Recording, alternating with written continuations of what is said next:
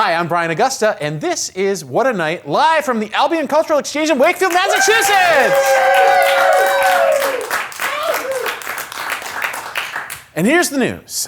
Scientists have confirmed that an underground cave has been discovered on the moon. They believe the cave may be large enough to provide shelter to lunar astronauts in the future. Meanwhile, residents of Boston are quoted as asking, yeah, but how much for a two-bedroom? What can we do? Back in 2020, scientists announced the discovery of signs of potential life on Venus. They detected phosphine gas, which is thought to only be produced by certain forms of bacteria in an environment without oxygen. Now, additional evidence has been found of the gas, potentially making this the most amazing discovery of the century for two reasons. One, life has never been found anywhere else in the universe outside of planet Earth. And two, Venus's atmosphere is scorching hot, reaching temperatures of 870 degrees Fahrenheit. And that's hot enough to melt your ice cream cone, melt your ice cream truck, this dog, these cats, your face, and this pig sitting on a pot of boiling vegetables. Venus is so incredibly hot that it actually rains heavy metals, a phenomenon that's difficult for us to imagine here on Earth, where it actually rains water. But to help your imaginations, we've commissioned an artist to create this photorealistic illustration of what a rainstorm might look like from the surface of Venus. As you can see, this is Van Halen frontman David Lee Roth flying through the Venusian atmosphere. It's a little bit blurry because of the intense heat affecting the light. He's carrying a boombox because sound travels slower in metal, and he needs to amplify his voice to attract a mate, which is surely going to have no problem doing. So this is potentially very exciting because if true, it'd be evidence of life existing under the most extremely hellish conditions ever known. Speaking of extremely hellish conditions, let's talk about this election. So are we doomed here forever? I do think there's hope, but it won't be easy. But I thought of an analogy, and I'm going to share it with you. It's like we're living the plot of a little movie I remember from my childhood, a parable, if you will. That movie, Ghostbusters 2. So there's a strong undercurrent of frustration, dissatisfaction, and negative emotions that has been brewing, unchallenged and unchecked for a long time, like a river of slime flowing under the streets of New York City. It's called mood slime, and it feeds off of people's real anxieties, economic struggles, slipping social status, fear of the other. Some people are hurting economically.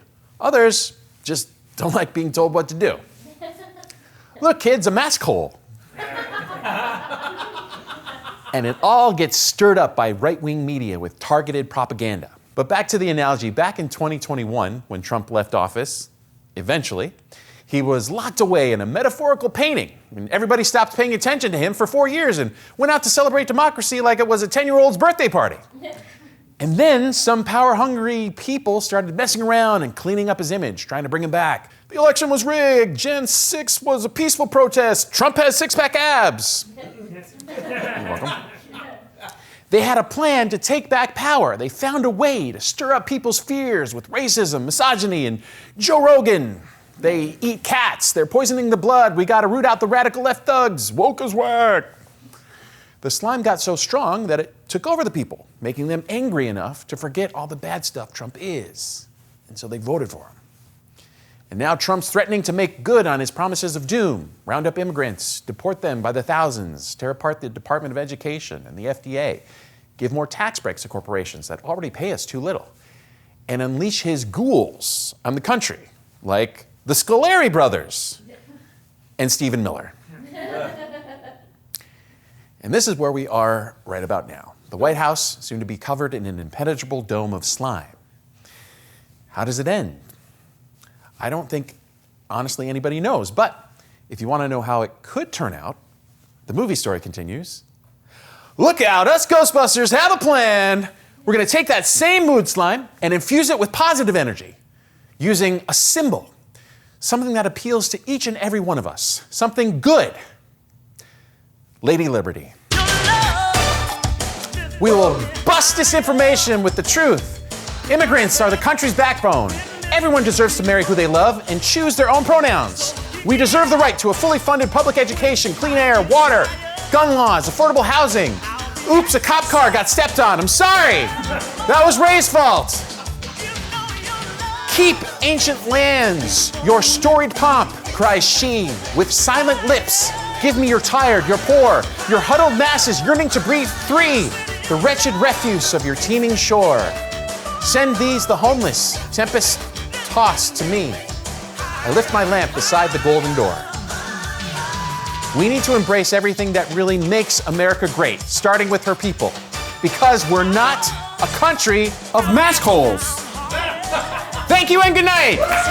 And buy Ghostbusters 2 on 4K Blu-ray and digital. It's a great movie. Thank you very much.